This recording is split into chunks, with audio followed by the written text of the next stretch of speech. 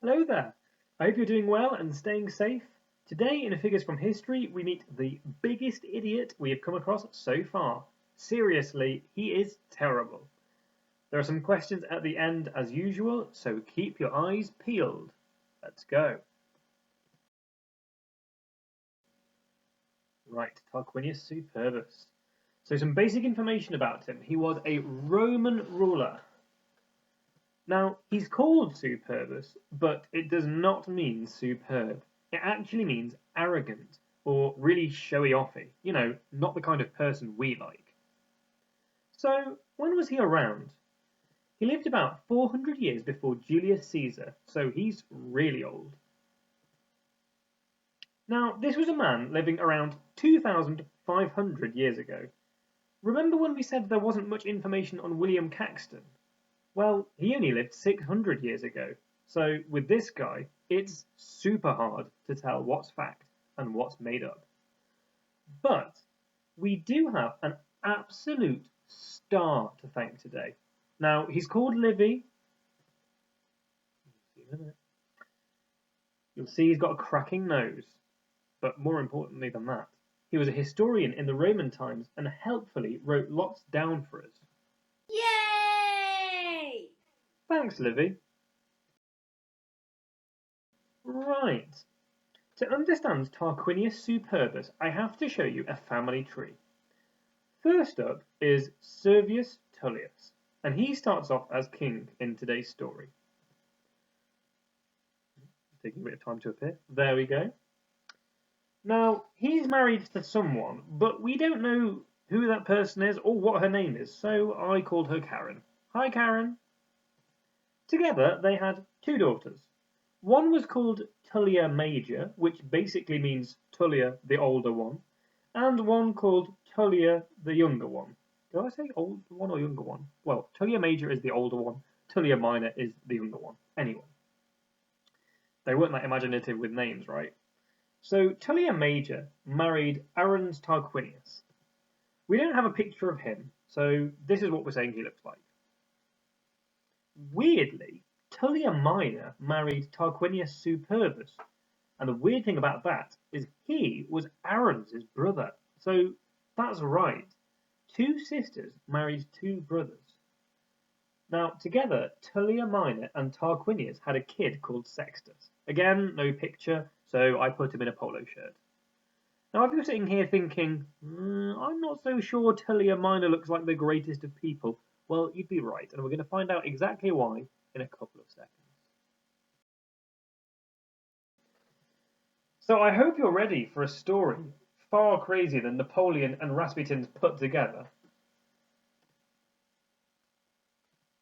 So, Servius Tullius, he had some beef with Arruns and Tarquinius' dad.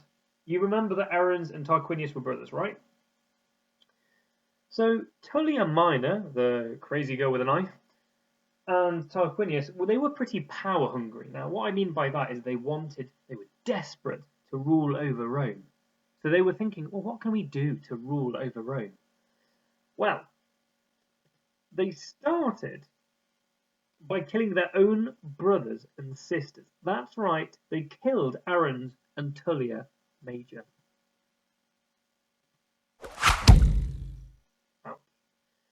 Now, they were just getting started. Tarquinius then threw poor old Servius Tullius down some stairs and had some men stab him. Nasty.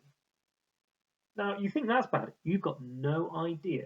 Tullia Minor, get this, his own daughter ran over his body in her chariot. She wasn't exactly daughter of the year. And worse still, if you can believe it, Tarquinius refused for Servius Tullius' body to have a proper burial. Oh, and also he probably killed Karen too. Sorry, Karen. Right. In power then. So if this is what Tarquinius was like before he got into power, well, what was he like as king? Well, he started things off by killing literally everyone in power who he thought even might just a teeny weeny bit disagree with him. What a great guy he was. Not. Now, before Tarquinius was in power, even if you were a king, you still had to ask some important people with fancy hair before you decided someone needed to be killed, because the idea was you couldn't just make that decision on your own because it was kind of a big deal. But of course, Tarquinius Superbus got rid of that law completely. I hope you already hate this guy because he was horrible. He also had some problems with a local town nearby. So he met up with them to try and sort of smooth things over to make sure things were going okay.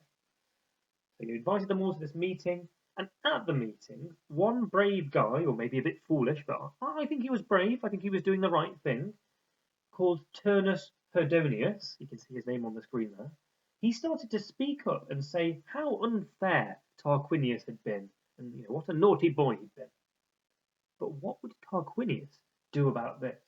Well, you can kind of probably guess already, but it's probably even worse than you think. Now, it was a Tarquinius classic. He paid Turnus's slave to hide some swords in his room. Now, you at the minute are probably thinking, well, hang on, if he doesn't like him, why is he giving him loads of swords? You're going to see. He was a very, very crafty guy. Then he told everyone else at the meeting that Turnus was actually putting this all on, and that Turnus planned to kill him. Oh, help me, he's going to kill me, I promise.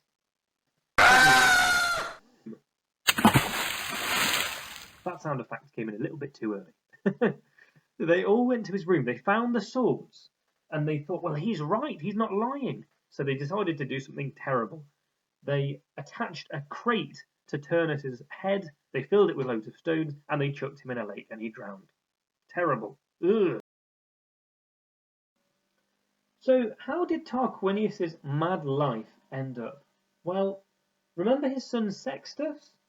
He attacked a lady who lived nearby called Lucretia in the most terrible of ways. And it was so awful that Sextus and his whole family, including Tarquinius and Tullia Minor, were chased out of Rome and killed. So we're now on the what's the big deal section. This is where we kind of think, okay, well, so why did you just spend the last 7 minutes and 31 seconds telling me all about this guy?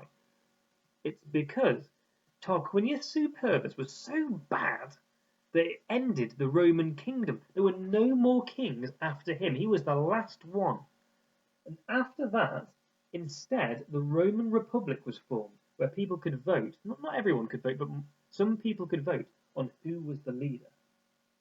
He's remembered as the worst of the 7 kings of Rome. I think we can see why. A terrible guy.